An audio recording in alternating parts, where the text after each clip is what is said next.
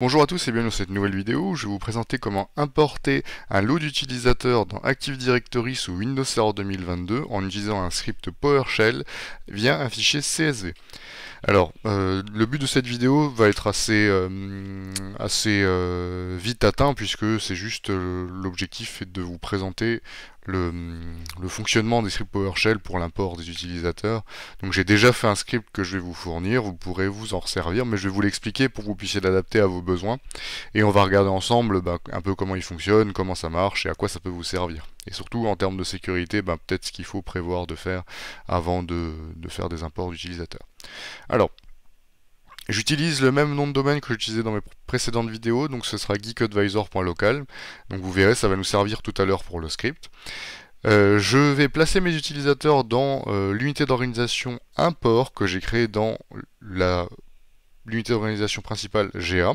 Alors moi, je préfère importer mes nouveaux utilisateurs dans une UO dédiée, mais vous faites comme vous voulez, vous pouvez les mettre directement dans utilisateur par exemple si vous le souhaitez, tout en sachant que l'avantage de les mettre dans un dossier import différent, ça vous permet de les classer après en fonction des différentes OU si vous en avez plusieurs.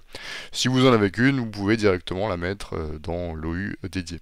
Je rappelle qu'en fonction de l'OU où on se place, on n'a pas les mêmes stratégies de groupe, donc c'est quand même important de vérifier que les utilisateurs que vous allez créer aient besoin d'avoir les différentes stratégies de groupe qu'ils auront activées. Alors, une fois que j'ai créé mon OU qui va accueillir mes utilisateurs, j'ai mon nom de domaine, geekadvisor.local, j'ai mon OU, mon chemin complet, ça sera donc import ga geekadvisor.local. Ça, on se le met de côté, on se le garde pour tout à l'heure. Ensuite, je vais aller dans le dossier C-script que j'ai créé directement sur mon serveur, donc C-script. Et dedans, je vais retrouver un fichier CSV et un fichier PS1, donc PowerShell. Alors déjà, le fichier CSV, qu'est-ce que c'est? Donc CSV, c'est Comma Separated Value, donc c'est des valeurs séparées par une virgule, ou un point virgule, ça dépend si on se trouve en France ou à l'étranger. Là, j'ai généré un fichier CSV à l'aide d'une IA, tout simplement, puisque là, je suis dans un cas fictif. Et j'ai mis dans ce fichier CSV, la première ligne, c'est celle qui va me permettre de dire à quoi correspondent mes colonnes. Si vous ouvrez ça avec un tableur type Excel ou Google Sheet, vous verrez que ça va vous le classer en colonnes. Donc vous retrouvez que first name, dans mon cas c'est John, Jane, Michael, Emily, ainsi de suite. Ensuite, on a last name, le nom de famille, username pour le nom d'utilisateur que j'utiliserai dans Active Directory, et moi j'ai fait le choix de générer un mot de passe aléatoire. Alors là, il y a plusieurs manières de faire, c'est à vous de voir ce qui correspond encore une fois. Moi, j'ai généré un mot de passe aléatoire qui va être composé du mois en cours et de 5 chiffres aléatoires en bout de mot de passe. Je procède ainsi, sachant que je demande à ce que le mot de passe soit changé à la première connexion et que moi je désactive l'utilisateur par défaut. Ce qui permet d'activer l'utilisateur seulement le jour où l'utilisateur arrive dans les locaux de votre entreprise ou de votre école. C'est, je trouve, une des manières les plus sécurisées de le faire. Vous communiquez à l'utilisateur son mot de passe dédié, qui donc est un peu plus difficilement devinable par les autres, même si on connaîtra peut-être que c'est le mois d'août pour tous les autres utilisateurs parce qu'ils arrivent au mois d'août. Ils ne sauront pas forcément les chiffres qui sont derrière.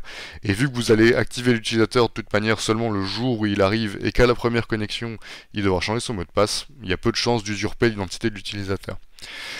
Il y a d'autres manières de faire, vous pouvez mettre le même mot de passe pour tout le monde, mais laisser le compte désactivé jusqu'au jour où les personnes arrivent, ça va aussi. Il y a toujours un risque d'usurpation d'identité, mais qui est du coup minime. Ce que je déconseille, en tout cas, ce que je vois parfois dans certains scripts, c'est de mettre un mot de passe par défaut qui est le même pour tout le monde, mais d'activer les comptes tout de suite. Alors ça, c'est pas exceptionnel parce que si vos personnes, je sais pas si John arrive le 1er août, mais que Emma ici arrive le 30 août, entre, on a quand même un mois où on a Emma.Anderson avec, je sais pas, le mot de passe août 1, 2, 3, 4, qui serait le même pour tout le monde, qui est facilement devinable, et du coup, on pourrait usurper l'identité d'Emma Anderson pendant tout le mois d'août. Du coup, c'est pas exceptionnel en termes de sécurité, donc ça, je vous le déconseille, moi. Je vous conseille de soit cumuler les mots de passe aléatoires avec le compte désactivé par défaut, à minima. Et si vraiment vous voulez pas faire le mot de passe aléatoire, faire le mot de passe commun, mais avec le compte désactivé jusqu'à l'arrivée des utilisateurs. Quoi qu'il en soit, je cumule dans mon cas les trois fonctionnalités de sécurité, mot de passe aléatoire, activation du compte au moment où la personne arrive, et obligation de changer le mot de passe, bien sûr, à la première connexion, puisque ce mot de passe-là, bah, il est stocké en clair, et puis vous le connaissez, donc il ne faut bien évidemment pas qu'il reste comme ça. Alors si je reprends, mon fichier CSV, il est donc composé de la valeur first name, last name, username et password. Donc first name c'est prénom, last name c'est nom, username le nom d'utilisateur et password pour mot de passe. Et ce fichier CSV il s'appelle donc utilisateur.csv avec un S.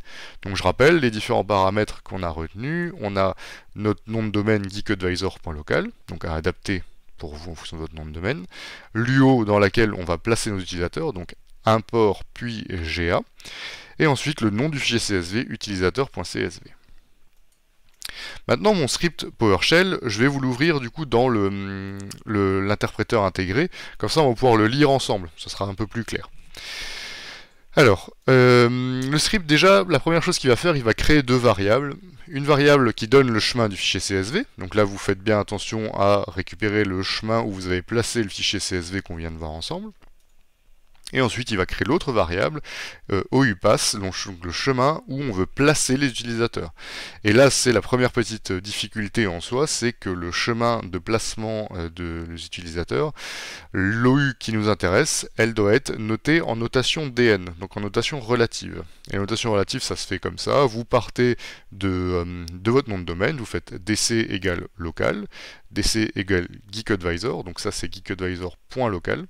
Si j'avais eu plusieurs points dans mon nom de domaine, je sais pas, geek.advisor.local, ça aurait été dc égale geek, virgule dc égale advisor, virgule dc égale local. Vous comprenez le principe. Et ensuite, bah, je remonte, je vais prendre l'OU la plus générale ici, donc OU égale GA dans mon cas, et ensuite l'OU la plus précise, OU égale import. Donc ça c'est ce qu'on appelle une notation DN, pour Distinguished Name. Donc là, première étape, j'ai défini mes variables. Je sais quel script, quel CSV je vais utiliser, pardon, et ensuite je sais où je vais les placer.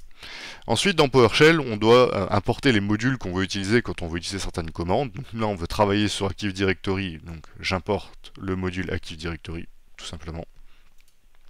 Et ensuite, on va dire à notre fichier CSV d'aller, notre script au PowerShell d'aller lire le fichier CSV. Et là, il y a une commande qui s'appelle simplement import CSV. Et du coup, à laquelle on donne le chemin de notre fichier CSV donné un peu plus tôt. Et ça va nous donner une liste de users, donc $users avec un S, vous remarquez là c'est bien avec un S, donc c'est la liste de tous les utilisateurs, c'est toutes les données du fichier CSV. Et arrivé ici, j'ai toutes les fichiers du CSV, toutes les données du CSV importées, j'ai le chemin de destination, et j'ai plus que pour chacune des lignes, c'est pour ça que là j'ai une boucle for each, $user, donc ça c'est le nom que je vais donner à chacune de mes lignes, dans user avec un S, donc dans mon fichier CSV, je vais commencer par convertir le password, donc le mot de passe, dans une chaîne sécurisée, ça c'est obligatoire pour importer dans Active Directory, et ensuite vous allez avoir les propriétés de votre utilisateur qui vont être définies. Donc là je vais avoir le nom qui sera composé de la colonne first name, c'est la colonne que j'ai créée dans mon fichier CSV, plus la colonne last name, et entre je mets un petit espace, guillemets, espace, guillemets. Donc là au total pour John Doe, ça va me créer John, espace Doe, voilà.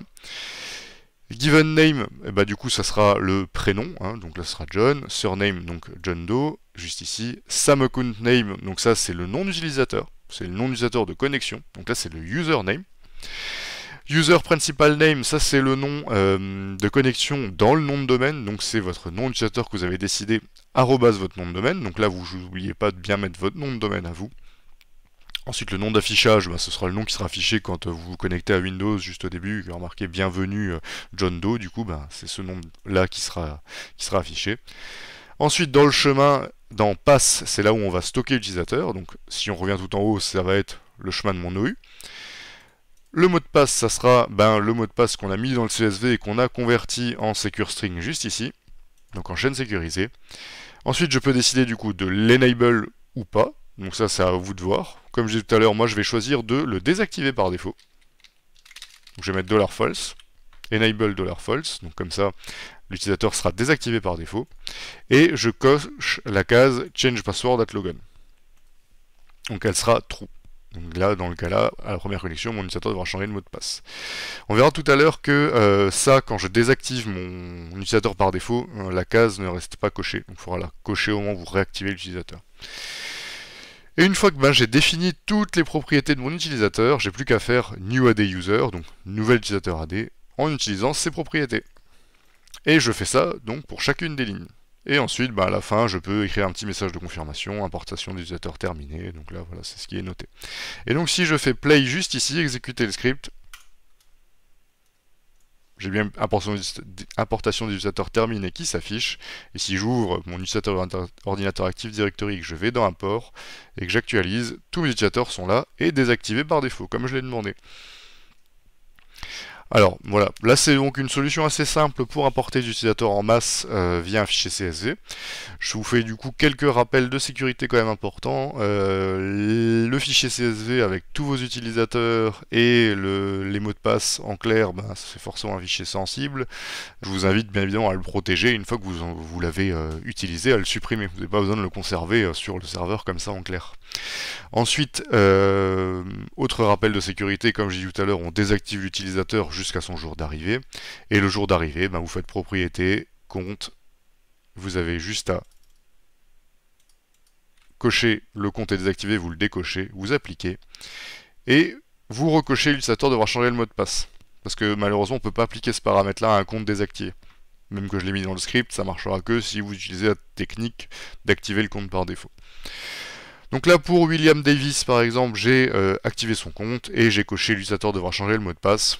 Et vous avez votre petit récap dans votre utilisateur CSV. Le jour où la personne arrive, donc William Davis arrive, vous lui donnez son mot de passe, août 765-43, et il n'aura plus qu'à se connecter avec ce mot de passe et mettre son propre mot de passe à la première connexion.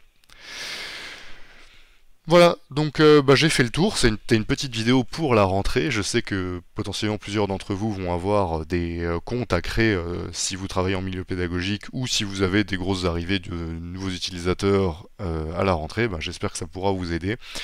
Ça reste quand même à manier avec précaution. Je vous conseille d'utiliser une IO dédiée ou comme ça, si vous faites une erreur, c'est facilement nettoyable. Là, vous voyez, admettons que je me sois trompé, je supprime. Je sais que c'est l'utilisateur que j'ai importé, c'est beaucoup plus simple à gérer comme ça. Et surtout, n'hésitez pas à vérifier avec un utilisateur que tout a bien fonctionné en vous connectant sur un poste client. J'espère que ça aura pu vous aider. N'hésitez pas à me dire en commentaire si vous avez des questions. Je souhaite à tous une bonne reprise et une bonne rentrée. N'hésitez pas à vous abonner pour voir d'autres vidéos. Donc il y en a pas mal d'autres qui vont arriver, un peu plus orientées sécurité cette année. Donc si ça vous intéresse, sécurité, cybersécurité, n'hésitez pas à me suivre. Bonne journée à tous, à bientôt.